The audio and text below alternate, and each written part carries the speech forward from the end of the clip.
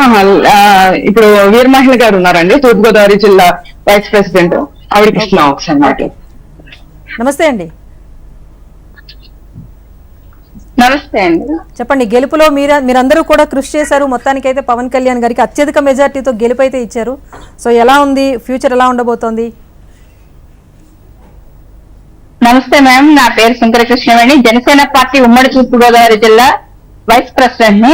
ఇవాళ జనసేన పార్టీ ఇంత అశేషమైనటువంటి విజయాన్ని సాధించింది అంటే కనుక 100% కూడా మా అధ్యక్షుడు పవన్ కళ్యాణ్ గారు విజన్ ఎక్కడ ఫెయిల్ కాలేదండి. ఎందుకంటే కూటమి ఒక కూర్పు కుదర్చడానికి ఆయన పడ్డటువంటి శ్రమ, కూటమి అభ్యర్థులు కూడా గెలవడానికి ఆయన పడ్డటువంటి శ్రమ, ఈ రోజు దానికి తగ్గటువంటి ఫలితాలు కూడా ఈ రోజు ప్రజలు ఇవ్వడం అనేది కూడా మాకు కేడర్లో కొత్త ఉత్సాహాన్ని తీసుకొచ్చింది. జనసేన పార్టీ ఇదే 5 సంవత్సరాల క్రితం అపజయం పాలైనప్పుడు మేము ఎంత దుఃఖంలో మునిగిపోయినామో అది ఫేస్ చేసిన మా అందరికీ తెలుసు. కాకపోతే ఈ రోజు అంతకు మించినటువంటి ఉత్సాహాన్ని మాలో మళ్ళీ పార్టీ ఓటమి చూసినప్పటి నుంచి కూడా నెక్స్ట్ డే నుంచి కూడా మా అధ్యక్షులు పవన్ కళ్యాణ్ గారు మాలో నింపినటువంటి చైతన్యం కావచ్చు, ఆయన తీసుకున్నటువంటి నిర్ణయాలు కావచ్చు, ప్రజలకి ప్రతి విషయంలోని ఆయన నిలబడినటువంటి అండదండలు కానీ, ఆయన నిలబడినటువంటి ఆయన కష్టార్జితాన్ని ప్రజలకు పంచిపెట్టి ఇవ్వడంలో కానీ మా అధ్యక్షులు పవన్ కళ్యాణ్ గారు పదవిలేని ముఖ్యమంత్రి, ఆయన ప్రజల గుండెల్లో ఉన్నటువంటి ముఖ్యమంత్రిగానే మేము ఎప్పుడు భావిస్తాం. ఇవాళ పిఠాపురం నియోజకవర్గం వచ్చి ఆయన పోటీ చేయడం, ఇక్కడ అశేషంగా 70,000 ఓట్ల పైచీలకు మేము లక్ష్యాన్ని కూడా ఫిక్స్ అయి ఉన్నాము. అయినప్పటికీ కూడా వైసీపీ ఎన్ని కుతంత్రాలు చేసినా, ఎన్ని కుట్రలు చేసినా సరే గానీ అవన్నీ కూడా అభిమన్యులాగా ఛేదించుకుని ఇవాళ మా అధ్యక్షుడు పవన్ కళ్యాణ్ గారు 70,000 ఓట్ల మెజారిటీతో గెలవడం అనేది నిజంగా మా కేడర్ అందరికీ కాదండి, మా జనసేన శ్రేణులందరిలో కూడా కొత్త ఉత్సాహాన్ని నింపింది. అలాగే ప్రజలందరికీ కూడా పర్టికులర్ గా పవన్ కళ్యాణ్ గారి గెలుపు గురించి ఎందుకు ఇంత విశ్లేషణ జరుగుతుంది అంటే 2019 ఎన్నికల్లో పాపం అనే ఒక స్థాయి వరకు కూడా వెళ్ళిపోయారు. జనం ఎంతలా వచ్చారు ఆయన సభలకు, కానీ పోటీ చేసిన 2 చోట్ల ఆయన ఓడిపోయిన పరిస్థితి. కానీ ఈసారి 21 స్థానాలు అనేది కాస్త బలంగానే అనుకోవాలి.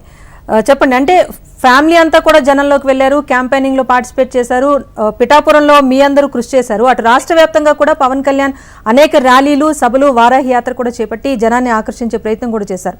ఇందులో ఫ్యామిలీ సపోర్ట్ ఎంత ఉండింది? మరీ ముఖ్యంగా నాగబాబు గారు చాలా ఇంట్రెస్ట్ తీసుకుని కూడా చాలా సభల్లో పాల్గొన్నారు, మాట్లాడారు.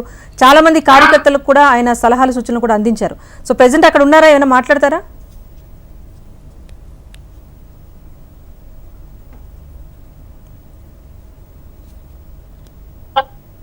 నాగబాబు సార్ అయితే మ్యామ్ ఇక్కడ జనసేన పార్టీ అధ్యక్షుడు ఇక్కడ పిఠాపురం నుంచి పోటీ చేస్తున్నారు అన్నప్పుడు ఆయన కుటుంబాన్ని అన్నిటినీ వదిలేసి క్యాడర్ లో ఒక కార్యకర్త లాగా జాయిన్ అయి పనిచేయడం జరిగింది మ్యామ్. నిజంగా నాగబాబు సార్ తీసుకున్నటువంటి వ్యూహాలు కానీ, ఆయన మాకు ఇచ్చినటువంటి గైడ్ లైన్స్ కానీ, ఆయన మాకు ప్రతి విషయంలోని కూడా ఎంతో బ్యాక్ బోన్ గా సపోర్ట్ చేస్తూ ప్రతి విషయంలోని నాగబాబు గారి కష్టం చిన్నది కాదు మ్యామ్. కృష్ణరాజు గారు చెప్పండి, అంటే పర్టికులర్ గా ఇప్పుడు నాగబాబు గారి ఫ్యామిలీ అంతా అక్కడ ఉన్నారు, విజయోత్సాహంలో అయితే ఉన్నారు. నాగబాబు గారు ఉన్నారా అక్కడ? వాళ్ళ వైఫ్ గానీ రిలేటివ్స్ ఎవరైనా ఉన్నారా? నాగబాబు గారు జస్ట్ రిటర్నింగ్ ఆఫీసర్ దగ్గర నుంచి పవన్ కళ్యాణ్ గారు గెలుపొందారు అనే పత్రాన్ని తీసుకోవడానికి వెళ్ళడం జరిగింది. సో మీరు ఒక పావు గంట, అరగంట సమయం తర్వాత మరొకసారి మీరు కనెక్ట్ అవ్వగలిగితే కనుక ఆయనతో మాట్లాడిస్తాను. థ్యాంక్ యూ అండి కృష్ణరాజు గారు. నమస్తే. నమస్తే అండి.